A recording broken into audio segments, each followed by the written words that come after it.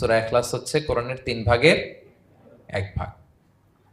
তার মানে আপনি যদি একবার সূরা ইখলাস পড়েন, কয় পারা তেলাওয়াতের সওয়াব? 2 বার পড়লে, 3 বার পড়লে, 3 বার পড়লে 1 খতম কোরআনের সওয়াব। আলহামদুলিল্লাহ।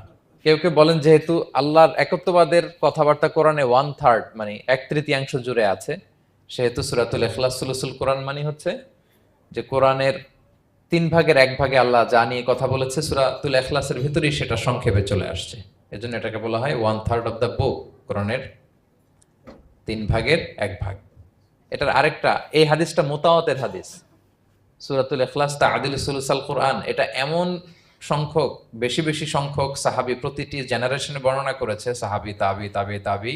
এই হাদিসের ব্যাপারে কোনো ডাউট তৈরি হয় না, কোনো সাসপিশন তৈরি হয় না। খুবই ভ্যালিড এই হাদিসটা, যে এটা কোরআনের 3 ভাগের 1 ভাগ।